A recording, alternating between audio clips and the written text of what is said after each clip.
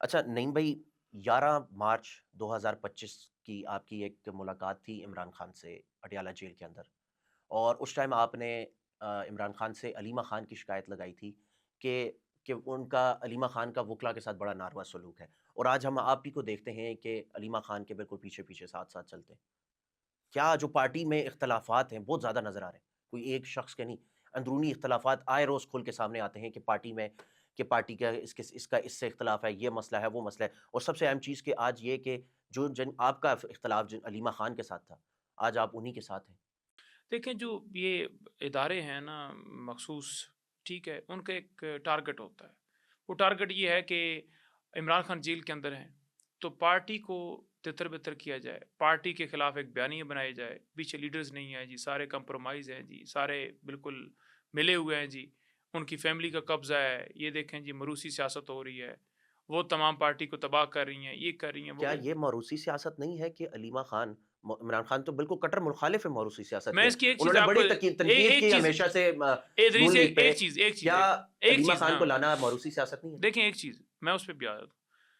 एक बंदे को उठाया गया, उससे कहा गया कि सिर्फ़ आप इतना बयान दे दें कि जो अलीमा खान है या जो बुशरा बीबी हैं, वो फ़ैसलों के अंदर मुदाखलत करती हैं। इस हद तक उनका फ़ोकस है इस चीज़ के ऊपर कि किस तरह इमरान खान को पॉलिटिसाइज़ उनकी फ़ैमिली को पॉलिटिसाइज़ किया जाए, किस तरह टारगेट किया जाए और एक-एक यानी जुमले के ऊपर इतना ज़ोर लगा हो। तो आप उससे अंदाज़ा लगा लें कि जो भी अटैक्स करते हैं फ़ैमिली के ऊपर या पीटीआई की लीडरशिप जिसको इमरान खान ने लगाया है, उसके ऊपर या पीटीआई के जो अंदर मामलात हैं अंदरूनी उनके उजागर करने के अंदर के हुँ। बड़े इख्तिलाफ़ात हैं और जो जंग छिड़ आज गई जो है, ये आज जो वो इख्तियारात तमाम अलीमा एक खान के एजेंडे के पास तहत हैं, करें। जो आज इख्तियारात अलीमा खान, उज़्मा खान इनकी बहनों के पास हैं, वो इमरान खान साहब की तरफ से ही दिए गए। कौन से इख्तियारात?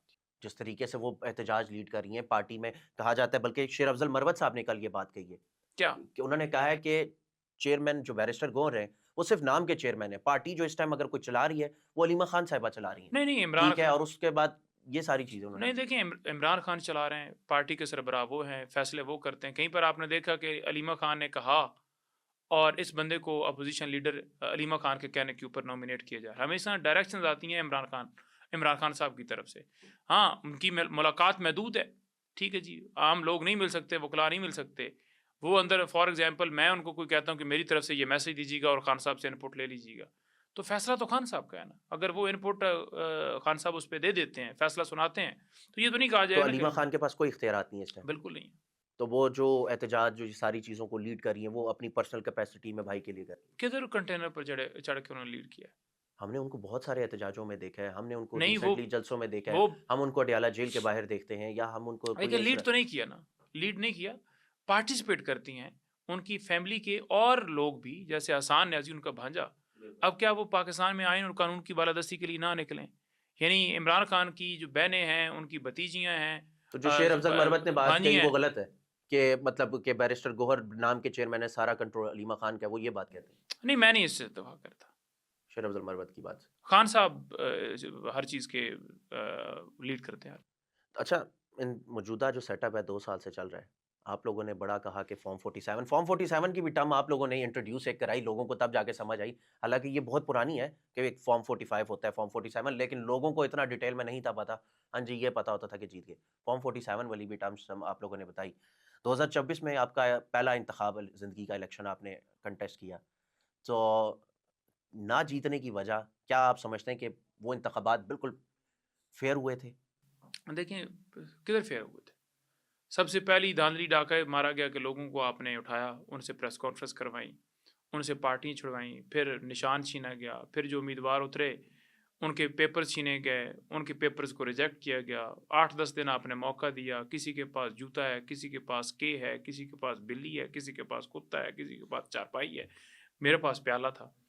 तो हम तो सारे मोहल्लों के अंदर, गलियों के अंदर जाकर निशान ही लोगों को बताते रहे कि खान साहब के ये निशान है, उनके ये उम्मीदवार हैं और उन्होंने मुख्तलिफ जगहों पर अपनी मर्ज़ी के कई लोग भी खड़े किए थे, एक जैसे निशानात भी लोगों को दिए हुए थे।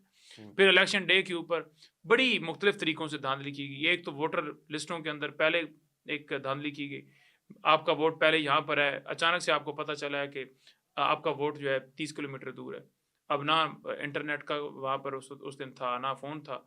फिर यानी वोट लोग कास्ट ना कर सकें। फिर लेडीज़ पोलिंग स्टेशन के अंदर भी उन्होंने प्रोसेस को स्लो रखा।